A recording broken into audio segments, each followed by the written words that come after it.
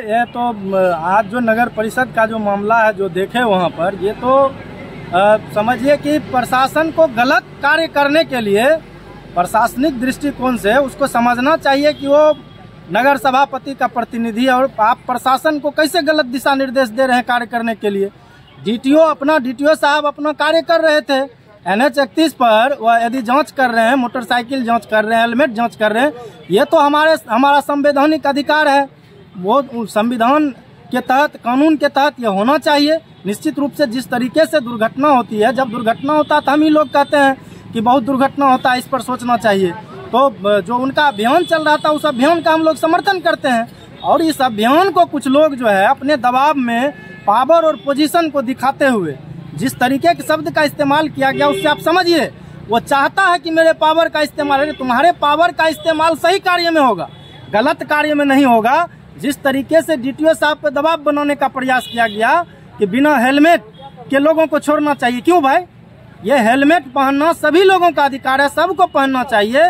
और सभी लोगों को यदि फाइन कटेगा, डीटीओ साहब यदि फाइन काटेंगे तो उनके सामने से यदि डीएम साहब की गाड़ी गुजरेगी, डीएम साहब भी यदि मोटरसाइकिल से गुजरेंगे और हेलमेट नहीं पहने रहेंगे तो उनको भी फाइन दे करके जाना पड़ेगा, जबकि वो जिला का मालिक होते हैं। वैसे लोग भी दबाव नहीं बनाएंगे तो ये अदना लोग जो कि अपने आप को कहता है कि हम नगर सभापति का प्रतिनिधि हैं, लेकिन उनको नियम और कानून नहीं समझ में आ रहा। यही लोग अपने घोषणा पत्र में दिए थे कि पूर्ण तरीके से जाम से जो है मुक्ति दिलाएंगे खगड़िया को। और जब डीटीओ साहब, जब यातायात के लोग जब जांच करते हैं, यातायात के लोग जब कार्य करते हैं, तो यही लोग उस पर दबाव बनाता है, गलत कार्य करने के लिए दबाव बनाता है। यह कहीं से उचित नहीं है। और ऐसे लोग यदि प्रशासन को गलत कार्य करने के लिए बाध्य कर रहा है तो प्रशासन को भी बाध्य होकर के ऐसे लोगों के खिलाफ आना चाहिए और इसको सरकारी कार्य के उल्लंघन के तहत इस पर FIR दर्ज होना चाहिए, क्योंकि कानून के साथ ये लोग खिलवाड़ कर रहे हैं। कानून को कोई नहीं बदल सकता है और ये लोग कानून बदलने का प्रयास कर रहा है कि हम लोग खास लोग हैं, हम लोगों की बात को सुना जाए, हम लोग गलत भी कहें तो हमारी बात को सुना जाए, जो कि कानून में कहीं से भी वैध नहीं है।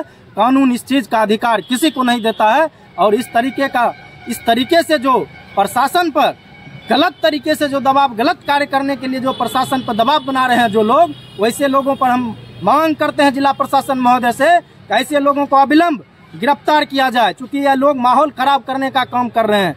सफाई कर्मी को ये झूठ मूठ से भड़काने का प्रयास कर रहे हैं। ये लोग पूर्ण रूपेण से जो है दंगाई, इन लोगों का प्रवृत्ति रहा है, पूर्व में भी रहा है। ये लोग दंगाई हैं। इन लोगों का जब गलत कार्य नहीं होता है तो ये लोग प्रशासन पर, आम लोगों पर ये लोग दबाव बनाते हैं, इसलिए ऐसे लोगों को अविलंब गिरफ्तार करना चाहिए। निश्चित रूप से ये लोग, हम तमाम लोग खगड़िया के लोग देखे थे कोरोना काल के समय में, जब सभी लोग को सुरक्षित रहने का दिशा निर्देश था, सभी लोग सुरक्षित रह रहे थे, तो नौनिहाल बच्चों को ये लोग, तो ये माफिया है, ये कोचिंग संस्थान माफिया है।